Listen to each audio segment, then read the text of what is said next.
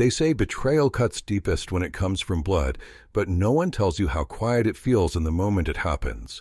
I was sitting at my kitchen table at 2 in the morning, coffee gone cold, when the call from the fraud department came through, their polite voice telling me my credit card had just been used in New York, while my wallet sat untouched in front of me. At first, I thought it was some stranger halfway across the country, until I recognized the address tied to the charge, my son's condominium, the one I'd helped him buy years ago when he swore he'd pay me back. My heart didn't pound, it didn't race, it just went still, like a frozen lake in January, the kind of stillness that warns you something heavy is about to break the ice. In that silence, staring at the glowing screen with my son's address glaring back at me, I understood this wasn't theft by strangers, this was theft from inside my own bloodline. The air in the kitchen smelled of burnt coffee and dust from a heater that hadn't been serviced in years. I pulled my robe tighter, as if fabric could protect me from the sting in my chest. My son, Daniel, hadn't called in weeks. My daughter, Melissa, only texted when she wanted something expensive covered under the excuse of emergency. And now, apparently, they weren't satisfied with draining my time, my patience, or my retirement checks. They'd forged my name, opened credit in my identity, and thought the old man would never notice. Before we continue, please subscribe to the channel and write in the comments where you're watching from. I kept the phone pressed to my ear, listening to the fraud agent explain procedures. Canceled a card. File a report. Maybe involve the police if it got worse. Her voice was professional, but I could hear the fatigue. She'd probably dealt with dozens of careless seniors scammed by strangers that week. What she didn't know was that I wasn't careless, and I wasn't scammed. I was betrayed by my own children, and betrayal demands a different kind of response.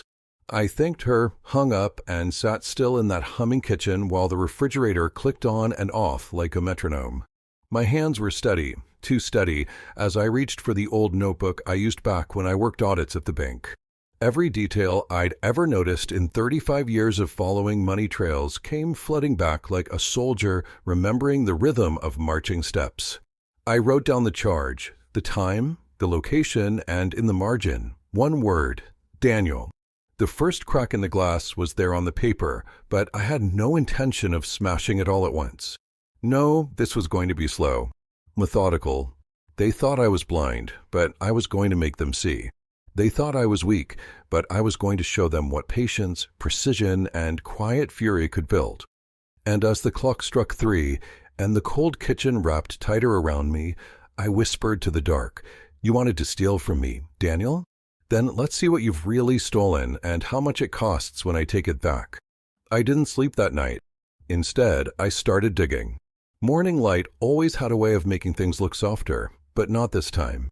The sun came through my blinds in thin stripes, cutting across the kitchen table where my notebook still lay open.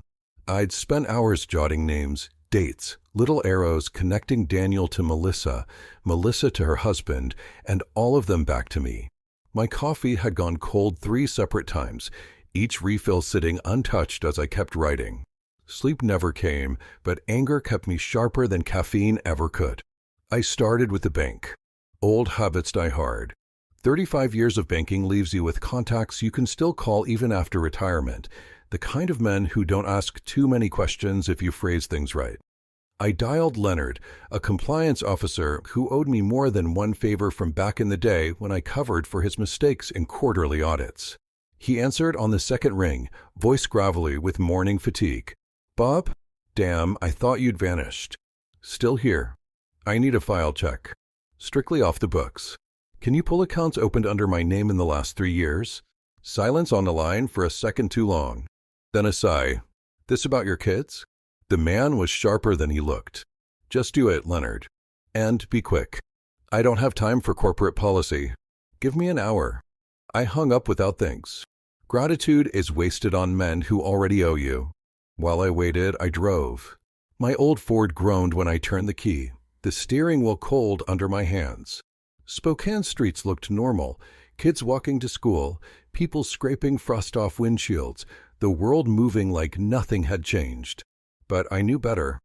Once you realize the knife is in your back, you see the glint of every blade around you. I pulled up outside Melissa's house. The driveway gleamed with her husband's leased BMW, tires still wet from the car wash. The curtains were open just enough for me to see her moving inside, coffee in one hand, phone in the other, face lit by the screen. I watched her for a long minute, the same way I used to watch suspicious clients at the bank. Her expression wasn't just tired, it was anxious. She was pacing, nervous. I knew that look. Someone was hiding something. I didn't knock. Not yet. Instead, I jotted another note in my book. Melissa, debt or secret? Watch closely. My phone buzzed. Leonard. Bob, he said, his voice sharper now, you're not going to like this. For credit cards. 2 business lines. All in your name.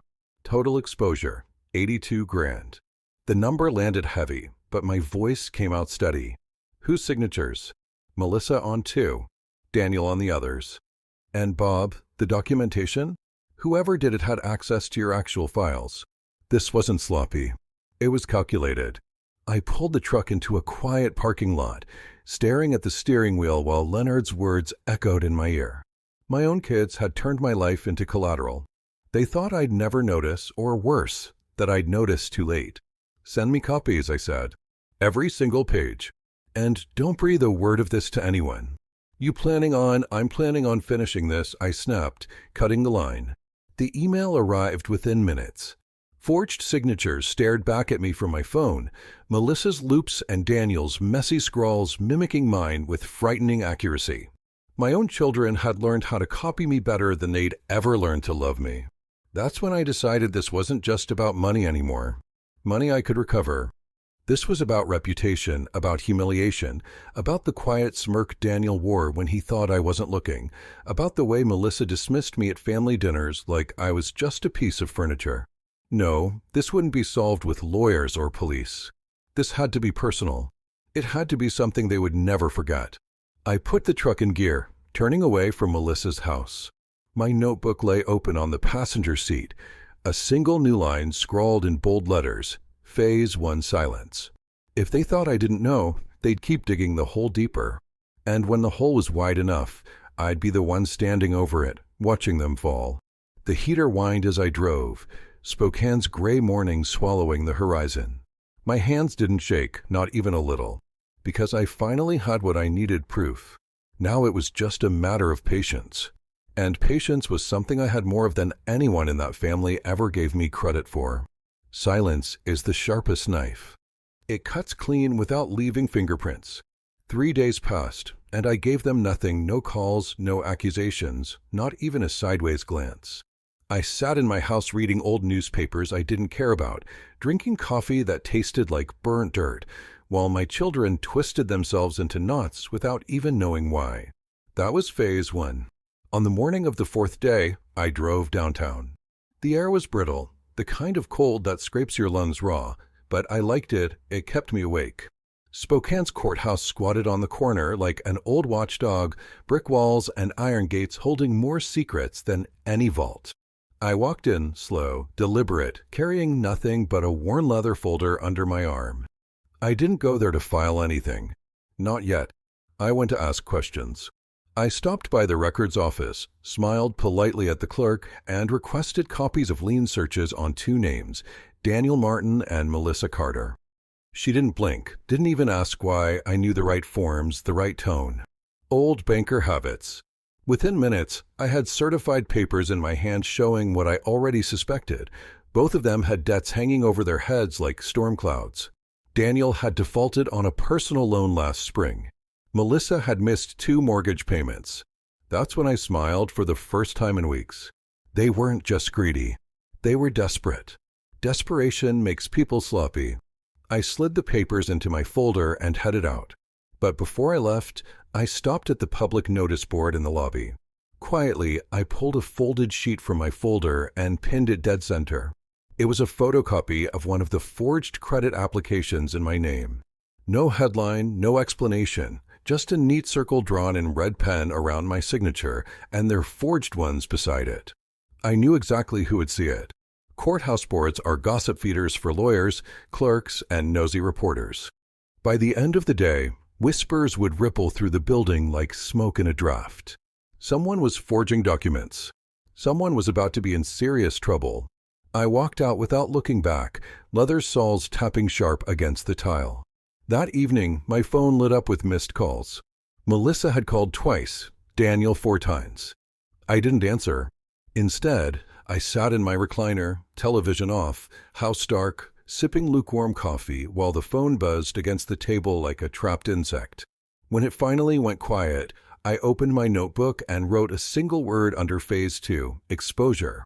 Not full exposure, not yet. Just enough to make them wonder. Just enough to make them sweat in their own skin, unsure who knew what, unsure when the hammer would fall. And fall it would. Because tomorrow, I wasn't going after courthouse boards or gossip mills. Tomorrow, I was going after Daniel's pride, the one thing he valued more than money. Reputation dies quieter than money. Money screams when it's gone, bills pile up, phones ring, collectors knock. But reputation? It rots slow, like wood under the paint. One morning, it looks fine. By the afternoon, the whole porch collapses. Daniel thought he was untouchable. He strutted through Spokane with his sharp suit and his new condo, pretending every handshake was a crown on his head. He built a little kingdom in real estate sales, bragging about closing deals, pretending he was the man who made things happen. Truth was, half his success came from my silent help, introductions to clients back when I still had pull, phone calls where I vouched for him because people trusted me. That was his foundation. And foundations crack easy when you know where the weak spot is. I started with a call to an old client of mine, Robert Hastings, a builder with more money than patience. Daniel had been chasing him for months, trying to land him on some condo project. I knew Robert's type. He hated fraud, hated dishonesty more than he hated paying taxes. "Robert," I said, keeping my voice casual, "have you ever done business with my son Daniel Martin?" Thinking about it, he replied, suspicious already. "Why? You might want to run his name through the courthouse records. Word is he's had some creative paperwork floating around. Wouldn't want that to stain your project." I didn't say more. Didn't need to. Men like Robert know how to sniff blood. By lunch, Daniel's big prospect was dead. Robert canceled a meeting citing schedule changes, but I knew better. The second strike came from the bank. Leonard had sent me copies of those forged documents, clean, damning, impossible to explain away. I mailed an anonymous envelope with 2 of them straight to Daniel's boss. No note, no signature, just proof. Bosses don't like wondering if their golden boy's success is built on stolen names.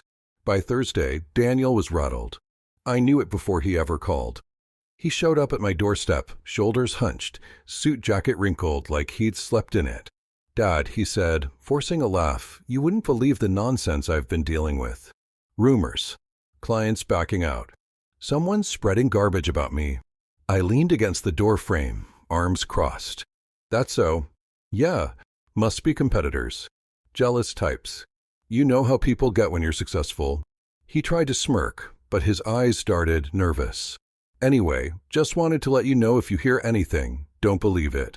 "Daniel," I said slowly, "I don't hear much these days. People don't call me like they used to." He blinked, caught off guard. Then he forced that fake smile again, muttered something about handling it, and left.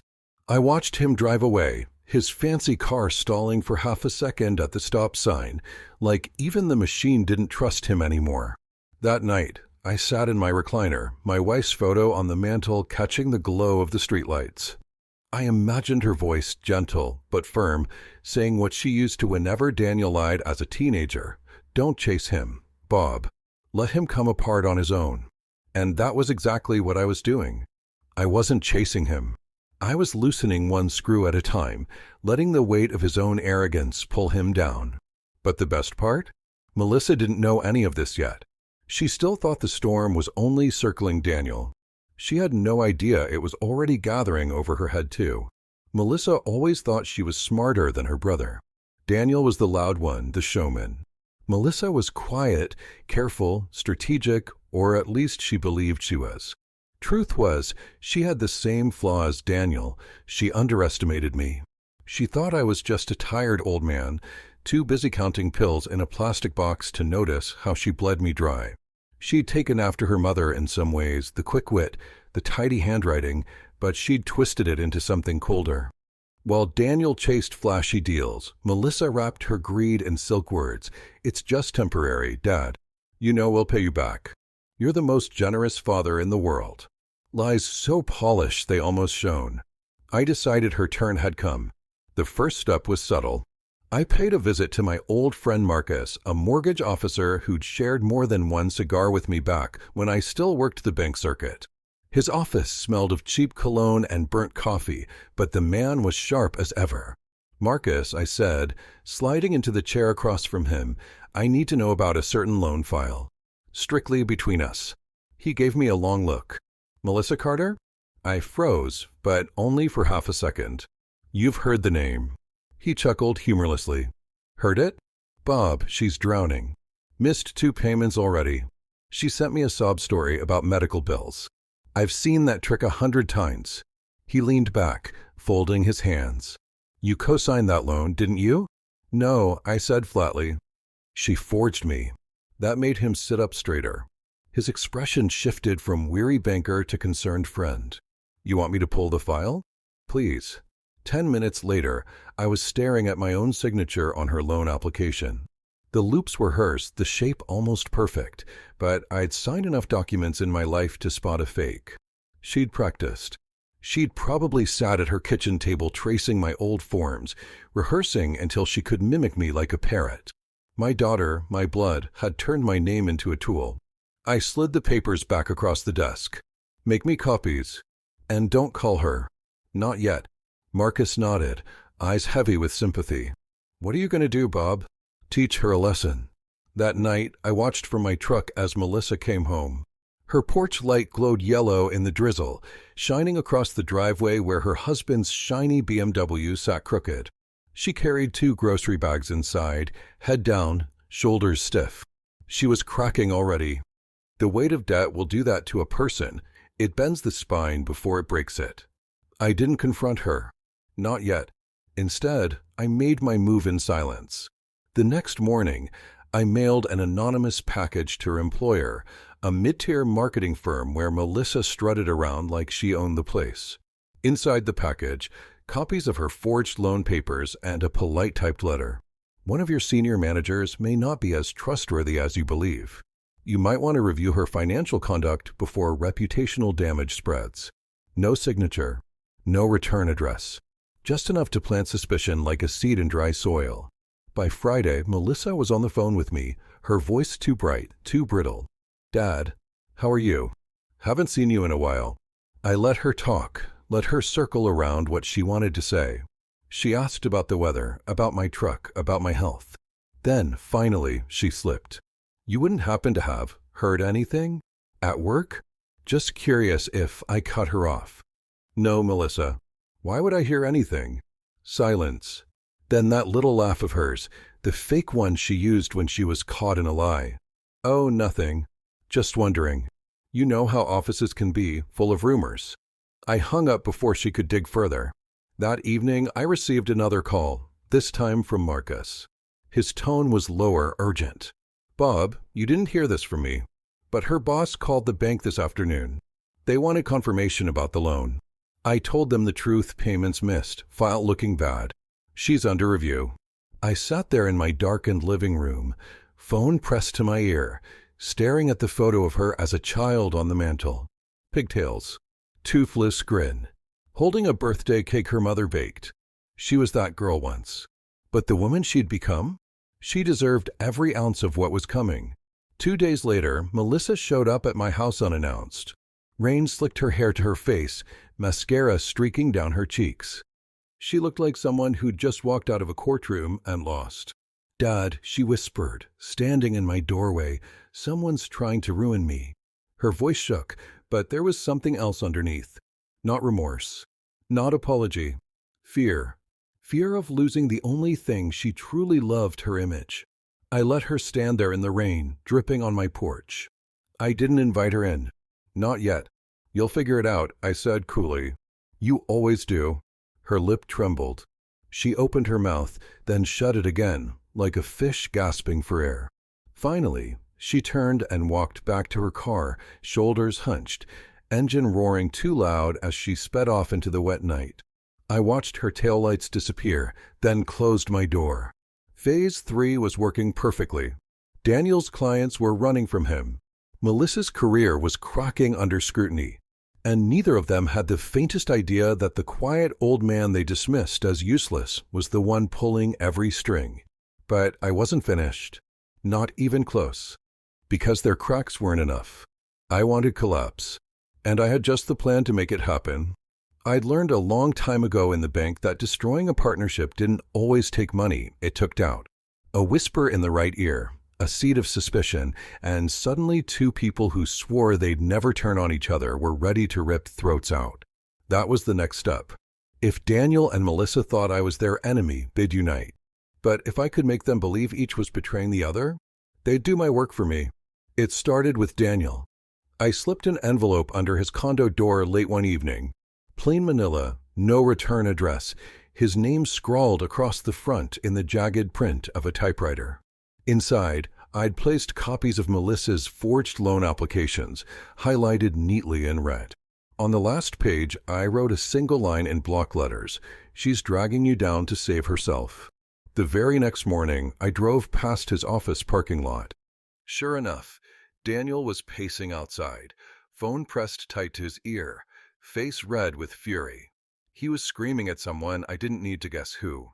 2 hours later, I set phase 2 of the trap. This time, Melissa received her own envelope, mailed from a neighboring town so it couldn't be traced back. Inside was a photocopy of Daniel's rejected loan application, the one he'd tried to push through last spring. Alongside it, a printout of a foreclosure notice tied to his name, which Marcus had helped me dig up.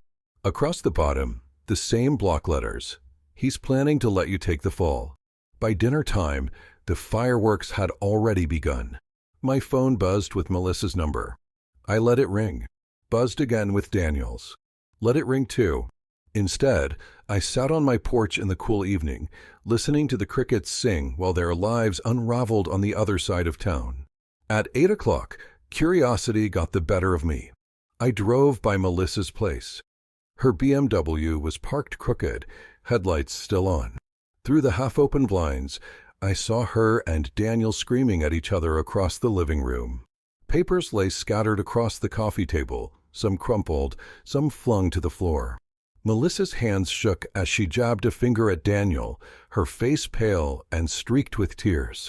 He shouted back, fists clenched, jaw tight like a man cornered. The sight should have broken me. Two children I once rocked to sleep now tearing each other apart. But instead, it was strangely peaceful. Like watching a rotten building finally give way after years of sagging under its own weight. I left before they noticed me, the sound of their shouting fading into the night. Driving home, I felt something I hadn't felt in years, control. They'd spent months plotting to control me, to push me aside like an old coat they didn't need anymore. Now every step they took, every angry word they spat, was because of me. That night, I wrote in my notebook, Phase 4, turn them against each other. And underneath, a second line, success. But I wasn't finished. Not by a long shot. The cracks were spreading fast, but I wanted collapse. Ruin. And for that, I needed one last strike, something public, something they couldn't patch up with excuses or tears. I closed the notebook and stared at my wife's photograph on the mantel. Almost there, Ellen, I whispered. They're almost exactly where I want them. And right then, as if the universe was listening, my phone buzzed with a new message. From an unknown number. Just 5 words that made my pulse thump harder. We need to talk. Urgent. The message sat on my phone like a landmine. We need to talk. Urgent. No name, no context. Just those words, glowing against the dark screen at 11:47 p.m. At my age, you learn not to jump at shadows. But this wasn't a shadow, it was someone who knew something. And the timing wasn't coincidence. Daniel and Melissa were already at each other's throats. Someone else wanted in. The question was, friend or enemy? I didn't reply. Not immediately. Instead, I poured myself a glass of water and sat in the kitchen, letting the hum of the refrigerator steady me. Whoever this was, They thought they could shake me by appearing suddenly, by pressing urgency into my chest like a blade.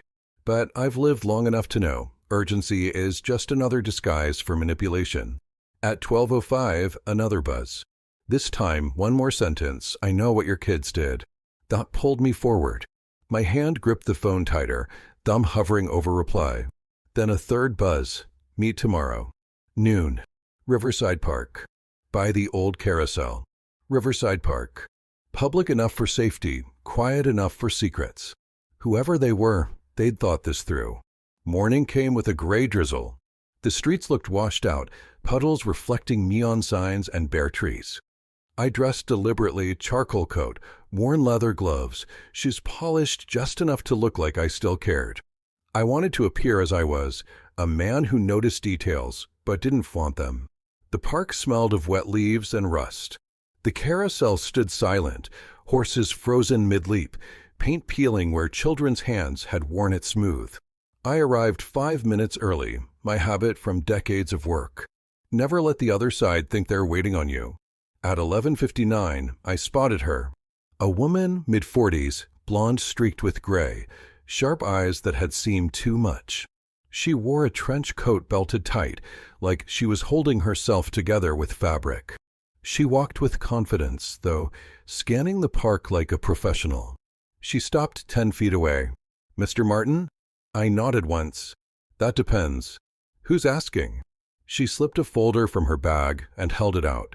"Name's Andrea Collins, investigative journalist. I've been following your son and daughter for the last 6 months." The rain tapped harder on the carousel roof. My heart didn't speed up, but the muscles in my jaw clenched. "Following them? Why?" "Because they're tangled in more than family debts and forged signatures." She placed the folder on the carousel bench between us, her hand steady. "Your son Daniel has been moving money for a developer under federal investigation. And your daughter Melissa," she paused, watching me closely, "she's been laundering those funds through her company." For a moment, all I heard was the carousel's chains rattling in the wind. I opened the folder. Inside were photos. Daniel shaking hands with a man in a suit. I recognized Kenneth Rhodes, a developer who'd been in the papers for bribery charges 2 years ago.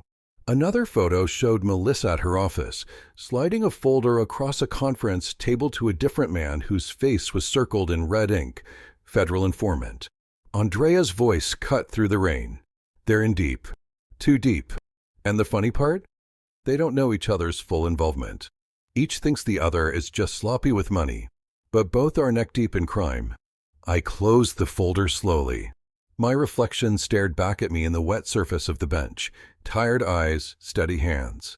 I'd thought I was orchestrating their collapse. Turns out they were already standing on rotten floorboards. "So why come to me?" I asked.